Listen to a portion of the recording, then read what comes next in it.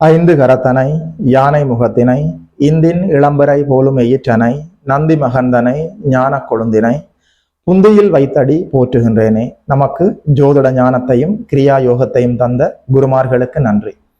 ஜோதிட சொந்தங்களுக்கு வணக்கம்.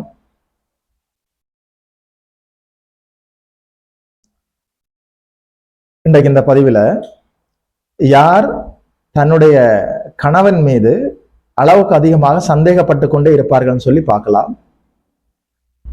யாருடைய யாதகத்துல, ஒரு பெண்ணுடைய யாதகத்துல சுக்கிரன் அல்லது செவ்வாய், சுக்கிரனோ செவ்வாயோ வக்ரம் அல்லது நீச்ச நிலைகளை அடைந்திருந்தால் அவர்கள் கணவன் மீது அடிக்கடி சந்தேகப்படுபவர்களாக இருப்பார்கள்.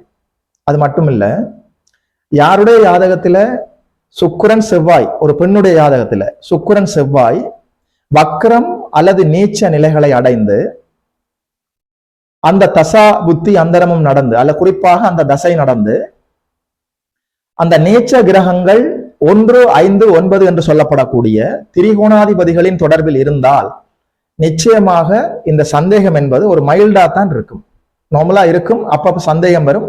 அதனால குடும்பத்தில் எந்த சிக்கலும் வராது, ஒரு சில கேள்விகளோடு முடிந்துவிடும். ஆனால் ஒரு பெண்ணுடைய யாதகத்துல, பிறந்த யாதகத்துல சுக்கிரன் அல்லது செவ்வாய் வக்ரம் அல்லது நீச்சமாக இருந்து 6, 8 போன்ற பாவத்துவ அவயோக அமைப்புகளுடன் தொடர்பில் இருந்து அந்த செவ்வாய் திசையோ சுக்கிர திசையோ நடந்தால் அந்த இல்லற வாழ்வையை அசைத்து பார்க்கும் அளவிற்கு, கூடவே கோச்சாரத்துல ஜென்மராகவோ அஷ்டமச்சனியோ ஜென்மச்சனியோ நடந்து கொண்டிருந்தால் நிச்சயமாக அந்த குடும்ப வாழ்க்கை, அந்த இல்லற வாழ்க்கை இந்த சந்தேகத்தால் கேள்விக்குறியாகிவிடும்.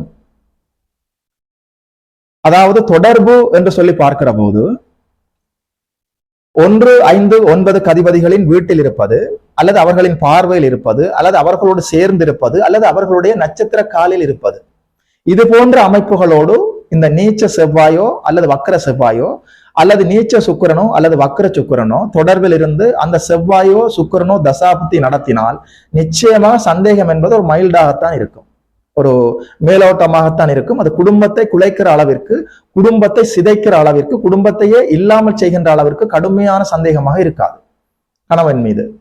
அதே நேரத்துல ஒரு பெண்ணோட யாதகத்துல, பிறந்த யாதகத்துல சுக்கிரனோ செவ்வாயோ வக்கரம் அடைந்து அல்லது நீச்சம் அடைந்து 6, 8 போன்ற அவயோக பாவத்துவ தசாபுத்திகளும் நடந்து, அல்லது இந்த சுக்கிர திசையோ அல்லது இந்த செவ்வாய் திசையோ நடந்து அந்த சுக்கிரனும் செவ்வாயும் 6, 8 போன்ற இடங்களில் அமர்ந்து, அல்லது 6, 8ஆம் அதிபதிகளோடு சேர்ந்து, அல்லது 6, 8ஆம் அதிபதிகளின் பார்வையை வாங்கி, அல்லது 6, 8ஆம் அதிபதிகளின் நட்சத்திர காலில் அமர்ந்து விட்டால் நிச்சயமாக அந்த சந்தேகம் குடும்பத்தையே சிதைக்கின்ற அளவுக்கு போய்விடும்.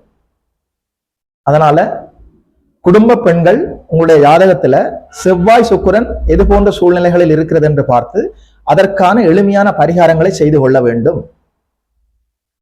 கஞ்சனூரிலே இருக்கிற சுக்கிரஸ்தலம் மிக அற்புதமான பரிகாரம்.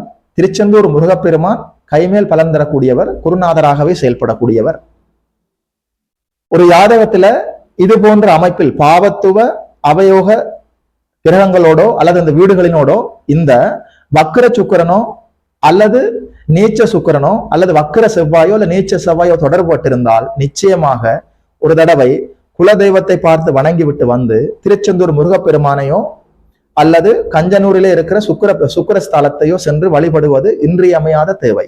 அது மட்டும் இல்ல, ஒவ்வொரு வெள்ளிக்கிழமையும் ஒவ்வொரு செவ்வாய்க்கிழமையும் இது போன்ற அமைப்பில் பிறந்த பெண்கள் ஒவ்வொரு வெள்ளிக்கிழமையும் ஒவ்வொரு செவ்வாய்க்கிழமையும் வீட்டில் சுத்தமான பசு நெய் கொண்டு மகாலட்சுமிக்கு நெய் தீபம் ஏற்றி வழிபட வேண்டும். இந்த தோஷத்திலிருந்து படிப்படியாக நிவர்த்திகள் கிடைத்து குடும்பத்தில் ஒற்றுமை அந்யோன்யம் அதிகரிக்கும். இதுபோல இன்னும் ஒரு அற்புதமான வீடியோவில் சந்திக்கிறோம். நமஸ்காரம்.